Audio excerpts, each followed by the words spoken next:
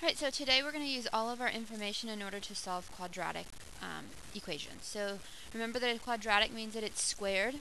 So let's take a look at this. Tom jumps from a diving board to a swimming pool. His initial upward velocity is 48 feet per second and his initial height is 64 feet. So I'm going to highlight these two things because they're kind of important. So 48 feet and 64 feet. This is his upward velocity and this is his initial height. Using the vertical motion model, h of t equals negative 16t squared plus vt plus s, where h of t is Tom's height above the water after t seconds. Write a function that represents Tom's height above the water. Alright, so let's plug into our equation the things that we know. It says that v is 48, so I'm going to put the 48 for the v, and it tells me that s is 64, so I'm going to put it in right there.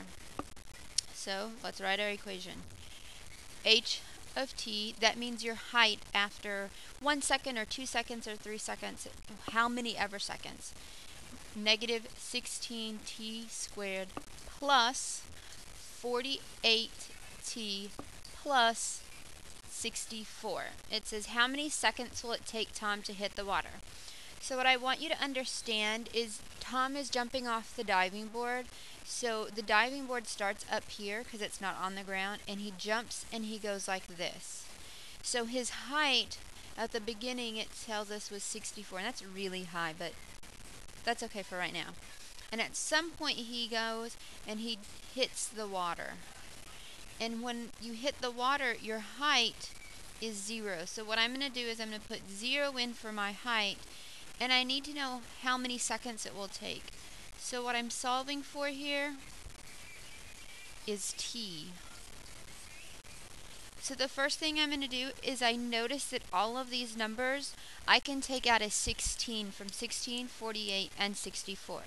So first thing I'm going to do is take out a negative 16, and the reason I make it negative is because the first term is negative, leaving me t squared minus, remember we took out a negative, so it leaves you have to change the sign, 3t, and because we took out a negative, we have to change the sign for 64, minus 4. Now, if I divide by a negative 16, because the 16 in front of this parentheses means multiplication, so to get rid of it, I use the opposite, which would be division. But 0 divided by 16 is still just 0. So now I have to solve this.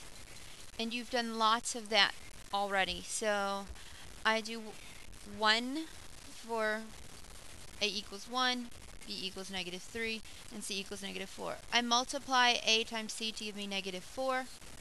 What adds together to give me negative 3? Because the 4 is negative, one factor is positive, one is negative. So I'm going to do negative 4 times 1. I add these together to give me 1, and that gives me negative 3.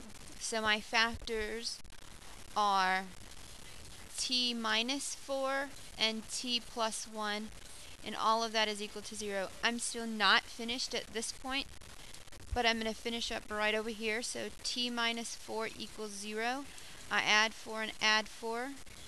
T equals 4. T plus 1. I subtract 1 and subtract 1.